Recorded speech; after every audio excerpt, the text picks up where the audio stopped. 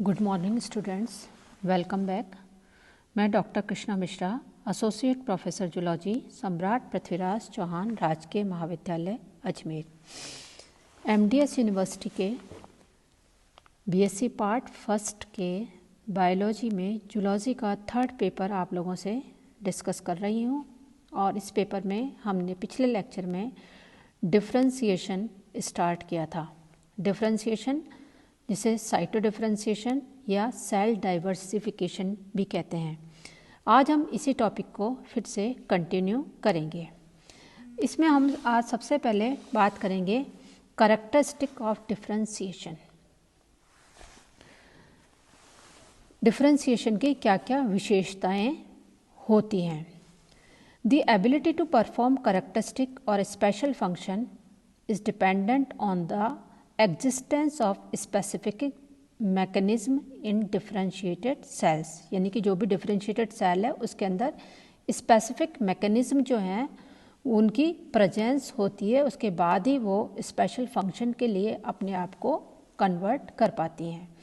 These mechanism they are sometimes visible in the form of organoids और store products of cells of the store products of the cells, यानी कि जो mechanism होती हैं ये या तो जो है स्ट्रक्चरल फॉर्म में दिखाई देती हैं, यानी कि ऑर्गेनॉइड्स के फॉर्म में होती हैं, या फिर सेल के स्टोर प्रोडक्ट्स की फॉर्म में होती हैं। जैसे कि मायोफाइब्रिल्स जो हैं मसल सेल्स के अंदर पाए जाते हैं। मसल सेल्स के मायोफाइब्रिल्स, एपिथेलियल सेल जो ट्रेकिया की एपिथेलियल सेल्स हैं उनके सिलिया, नर्व कोशिकाओं के लॉन्ग प्रोसेसेस और रेड ब्लड सेल्स में हीमोग्लोबिन, प्लाज्मा सेल के अंदर एंटीबॉडी और लेंस कोशिकाओं में क्रिस्टलाइन लेंस प्रोटीन। तो इन सभी कोशिकाओं में स्पेसिफिक प्रोडक्ट्स जो हैं स्टोर प्रोडक्ट्स या ऑर्गेनॉइड्स प्रेजेंट होते हैं, और ये ऑर्गेनॉइड्स या स्पेसिफिक जो प्रोडक्ट होते हैं वो इन कोशिकाओं को ये एबिलिटी प्रोवाइड करते हैं कि वो स्पेशल फंक्शंस को परफॉर्म करें, यानी विशिष्ट प्रकार के कार्यों को करने के लिए ये जो ऑर्गेनॉइड्स होते हैं वो कोशिकाओं को एबल बनाते हैं, उनको योग्य बनाते हैं। These evident morphological properties of cells they are also called differentiation, यानी कि ये जो evident morphological properties हैं जो कि कोशिकाओं में क्लियरली दिखाई देती हैं इसको हम कहते हैं डिफरेंशिएशन। दूसरे उत्तकों की बात करें तो the differentiation becomes visible not so much as a change in the structure of the cell itself, but it is as the result of the production by the cells of intercellular structure such as fibers in the connective tissues, matrix of cartilage and bones, cuticle on the outer surface of skin in invertebrate animals, यानी कि कुछ दूसरे जो tissues होते हैं उनके अंदर differentiation जो है वो किसी भी तरीके से विजिबल स्ट्रक्चर के फॉर्म में नहीं होता है, बल्कि ये इंटरसेलुलर यानी कि दो कोशिकाओं के बीच में इंटरसेलुलर स्ट्रक्चर्स के फॉर्म के अंदर होता है। जैसा कि कनेक्टिव टिश्यू में कोशिकाओं में फाइबर्स जो है उनकी उपस्थिति, या कार्टिलेज और बोन के अंदर मैट्रिक्स की प्रेजेंस, और जो स्किन है उसकी आउटर सरफेस के ऊपर क्यूटिकल जो है उसकी प्रेजेंस जो है इन्वर्टिब्रेट्स के अंदर, ये इनको स्पेशलाइज्ड स्ट्रक्चर जो है उनको बनाती है। These extracellular parts they are called differentiation in the same sense as the organoids of the cells, यानी कि ये जो एक्स्ट्रा पार्ट्स हैं ये भी उसी तरीके से डिफरेंशिएशन कहलाते हैं जैसा कि ऑर्गेनॉइड्स जो हैं कोशिकाओं के ऑर्गेनॉइड्स या स्पेसिफिक स्ट्रक्चर जो हैं वो होते हैं। तो यानी कि दो तरीके से जो है वो स्पेशलाइज्ड स्ट्रक्चर हो सकते हैं, एक तो कोशिका के अंदर ऑर्गेनॉइड्स की फॉर्म में, या फिर दूसरा जो है वो इंटरसेलुलर स्ट्रक्चर के बीच में, यानी कि extra cellular parts of the cell. The special function of a cell may be the secretion of substances that does not remain in the tissue as a permanent part, but it removed और dissolved in the surrounding medium, such as granules of secretion, hormone and enzyme, यानी कि कुछ कोशिकाओं से निकलने वाले जो chemicals जो कि उन कोशिकाओं में परमानेंटली नहीं रहते हैं, आसपास के जो टिश्यूज़ हैं उनके अंदर वो डिफ्यूज़ कर दिए जाते हैं या डिसॉल्व कर दिए जाते हैं। जैसे कि किसी भी कोशिका से सिक्रेट होने वाले हार्मोन, एंजाइम्स, ये भी इनको स्पेशलाइजेशन देते हैं, डिफ्रेंशिएशन देते हैं कोशिकाओं को। अब हम आते हैं ऊपर के डिस्कशन के बेसिस पर कि डिफ्रेंशिएशन के कितने प्रकार हो सकते हैं। ये डिफरेंशिएशन ये पता चल गया है ऊपर के डिस्कशन से कि emerging differentiation due to the differentiation during the embryogenesis it manifest themself in the number of phase. इसमें से पहला है morphological differentiation. As the cells that is blastomeres of embryo multiply, individual cells and group of cells become structurally different from other cells। यानी कि जैसे जब embryo के अंदर जब ब्लास्टोमियर्स जो होते हैं वो मल्टीप्लाई करते हैं तो हर सेल और या फिर ग्रुप ऑफ सेल्स जो होते हैं वो स्ट्रक्चरली डिफरेंट होते हैं एक दूसरी कोशिकाओं से। For example, from a common starting point in generalised ectoderm, nerve cells and epidermal cells, they acquire distinguished features of size, shape and internal architect। इसका क्या मीनिंग हुआ कि सभी कोशिकाएं जो होती हैं, यानी कि एक्टोडर्म, जनरलाइज्ड एक्टोडर्म से स्टार्ट होने वाली कोशिकाएं जो होती हैं उनमें से कुछ नर्व सेल्स के अंदर चली जाती हैं, कुछ एपिडर्मल कोशिकाएं बनाती हैं और इनका सबका साइज, शेप और इंटरनल आर्किटेक्ट जो है वो डिफरेंट होता है। तो इस तरीके का जो डिफरेंशिएशन होता है उसको अपन बोलते हैं मॉर्फोलॉजिकल डिफरेंशिएशन। मॉर्फोलॉजिकल यानी कि दिखाई देने वाला। फिर दूसरा हम आते हैं बिहेवियरल डिफरेंशिएशन पर। बिहेवियरल डिफरेंशिएशन क्या होता है? Although all cells they exhibit common basic attributes such as metabolism and irritability, special functions capabilities are eventually superposed on these general properties. Thus, nerve cells, they come to transport electric disturbances, muscle cells to contract, gland cell to secrete special products and so on। यानी कि behavioural difference क्या होता है कि सारी कोशिकाओं के basic जो नेचर होता है वो सिमिलर होता है, यानी कि सारी कोशिकाओं के अंदर मेटाबॉलिज्म होता है, सारी की कोशिकाएं जो होती हैं वो एक्शन को रिएक्ट करती हैं, लेकिन ये कोशिकाएं जो होती हैं फंक्शनल कैपेबिलिटीज़ जो होती हैं वो उनके ऊपर इम्पोज करके हो जाती हैं डिफरेंशिएशन की वजह से जनरल प्रॉपर्टीज़ के ऊपर।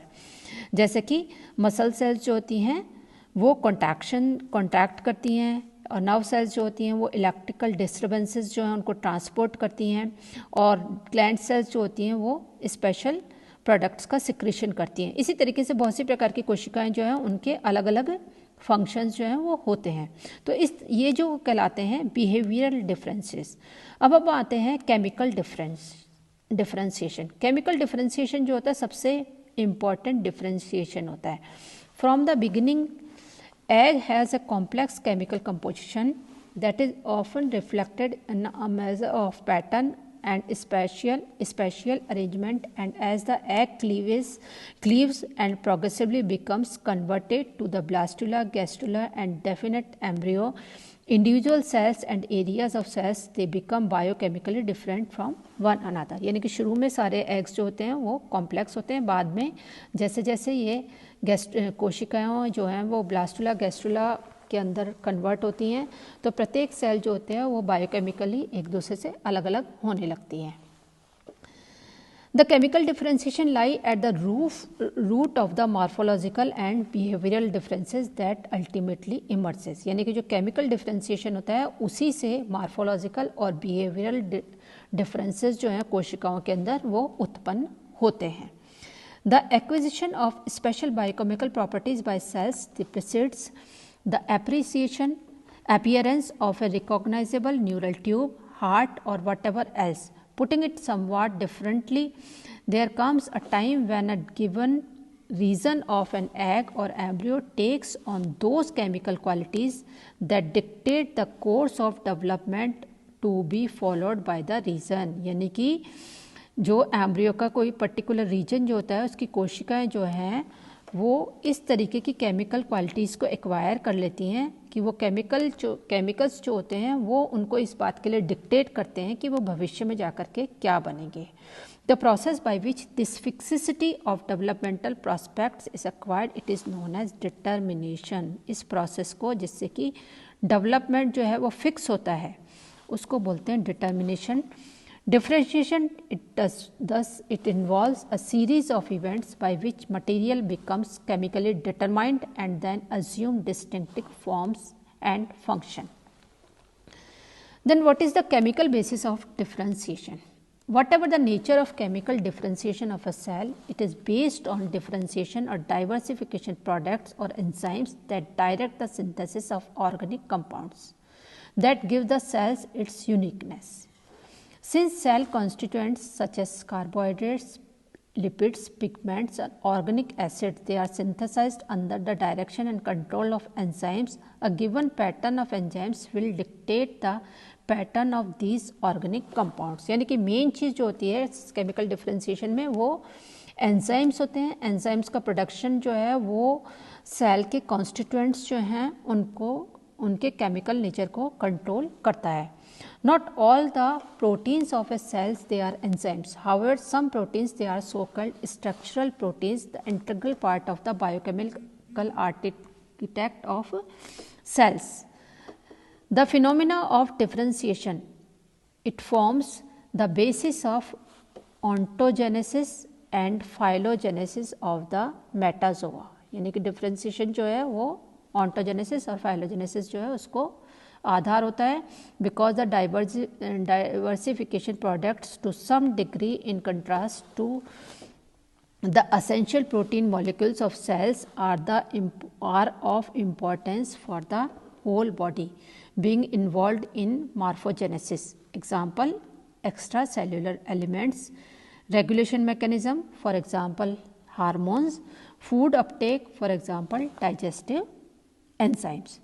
Thus, for an analysis of basic process of differentiation, it is necessary to examine the causes of differentiation in genome, in cytoplasm, and also the process by which are involved in the regulation or control of protein synthesis.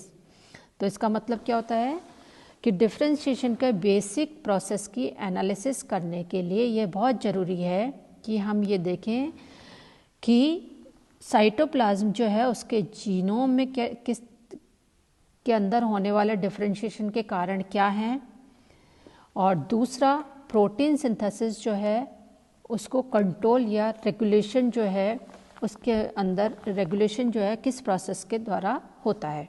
In other words, we have to examine these processes by which one cellular genotype give rise to many hundreds of different cellular phenotypes. यानी कि एक single genotype जो कि zygote के अंदर या egg के अंदर होता है उससे कितने प्रकार के अलग अलग सेल्यूलर फिनोटाइप जो हैं वो निकलते हैं, उसको एग्जामिन करने की सबसे ज़्यादा आवश्यकता होती है।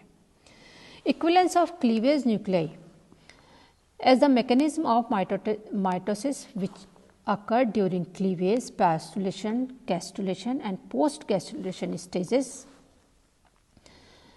of the embryogenesis and also in adult animals. It involves a replication of chromosome and genes. So cells resulting from a division bear the same hereditary outfit as the parent cell. That is, the countless cells making up the animal body contains the same genetic information possessed by the original zygote. Proof of this has been provided experimentally in the number of ways. From these experiments, it could only be concluded that all the cells which derive from a zygote, they contains identical genotype. Now question arises that how it is possible to cells of identical gene constituted to become different during the process of differentiation. And the answer for this, it is the cells have same complement of gene. All genes, they are not equally active. There occurs some regulating mechanism for sequential gene action and differences in the configuration of cytoplasm. The regional differentiation of ooplasm of egg somehow directs the course of differentiation. इसका meaning क्या हुआ कि भाई हालांकि सारे जो cell जिससे कि जो एम्ब्रियोजेनेसिस स्टार्ट होती है उसका जीन जो कॉम्प्लीमेंट ऑफ जीन जो होता है वो सिमिलर होता है, लेकिन सभी जीन्स जो होते हैं वो इक्वली एक्टिव नहीं होते हैं। कुछ रेगुलेटरी मैकेनिज्म होती हैं जो कि जीन्स को एक्टिवेट करती हैं या इनएक्टिवेट करती हैं, और उनके ऊपर डिपेंड करता है कि कोशिका जो है वो किस तरीके से डिफरेंशिएट होगी। और इस डिफरेंशिएशन के प्रोसेस के अंदर साइटोप्लाज्म का कॉन्फ़िगरेशन जो है वो भी एक इम्पॉर्टेंट रोल प्ले करता है। तो इस तरीके से हम अपने नेक्स्ट लेक्चर में ये स्टडी करेंगे, डिस्कस करेंगे कि साइटोप्लाज्म जो है वो किस तरीके से डिफरेंशिएशन जो है उसको रेगुलेट करता है या उसको कंट्रोल करता है।